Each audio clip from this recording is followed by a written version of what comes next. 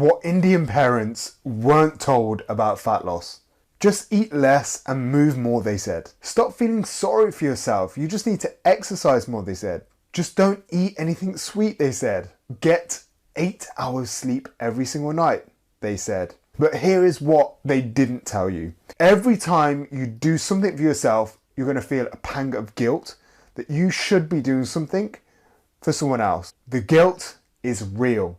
You decide this week you're going to control the home environment by reducing the amount of sweets and treats that you bring home. You get home, you start putting the shopping away, and the little one asks, Mummy, did you bring the biscuits I like? Oh, no, baby, I'm sorry. They ran out, I think. Ouch, that hurts. That really feels like you've just let them down. And you get that guilty feeling, so you won't be doing that again. This week, you're going to go to the gym in the mornings so that you can make it back before everybody else wakes up. But Mummy, where are you going?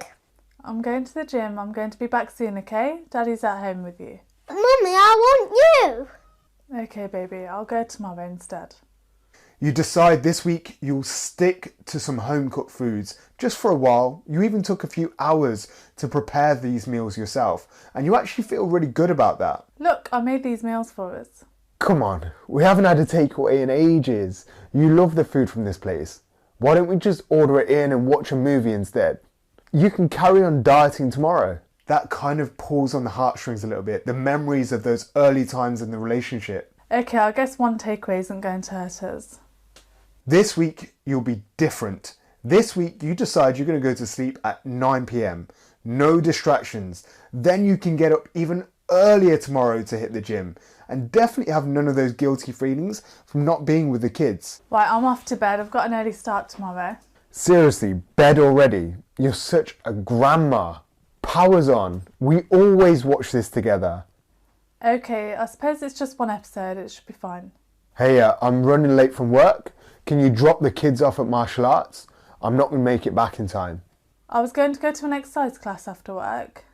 Look, they can't miss their class. Okay, no problem. I'll take them. Look, we've got an event this weekend. All of my cousins, everyone's coming back to ours afterwards. I was going to do some meal prep and hit the gym. It's fine, it doesn't matter. Look, you get the picture. This whole eating less and training more isn't as easy as it sounds on paper. The more you spin this wheel, the more weight you put on, the less energy you have, the lower your motivation becomes, the more stressful your life becomes, the harder it is to see the light at the end of the tunnel. You give your all to everyone around you, and now you're feeling burnt out.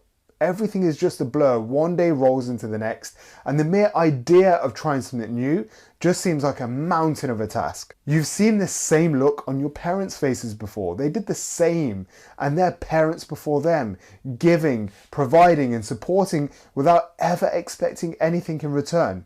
Whilst this is beautiful, it's the reason you feel so low in energy, so low in mood, and that vibrant, strong, powerful and driven person inside you feels like such a distant memory. You can't pour from an empty cup. If you're constantly giving, you're constantly providing, you're lowering your reserves every single time. And you can't be the person that you want to be. You can't care for the people that you want to care about or love them and give to them if you aren't at 100% yourself. And it's hard to break this vicious cycle, but it's time to do that now and forever. What can be done to actually achieve this? Start by dropping this feeling of guilt every time you do something positive yourself. Remember that when you go for these walks, when you hit a little park run, when you go for that class at the gym after work instead of rushing home, that's you giving yourself the capability to provide the energy and effort it requires to look after the little ones, to be the person that you want to be. Know that you can't be everyone's perfect version of you. You need to be the perfect version of yourself within your own mind first and foremost. This means that sometimes you'll need to say no, and that's probably a word you've struggled with saying for a long time. It's probably something you can't even entertain the idea of right now because it's such an alien concept. And then you get those same feelings of guilt again if you are to say no to something. But start saying yes to the things that really move the needle for you. And you know which ones they are inherently. They're the events that you actually come back from feeling energized rather than tired and stressed, because now you're 10 steps behind for the rest of the week ahead. You can begin the important task of reevaluating your priorities using this framework. Which tasks are you doing day in and day out that don't necessarily need to be done by you, but you just got so used to doing these things that it's become part of your norm? If you need support, start asking for it. Communication is going to be key for you to sustain these habits in the long term. Compartmentalize your journey and remember that you have the control to change your narrative.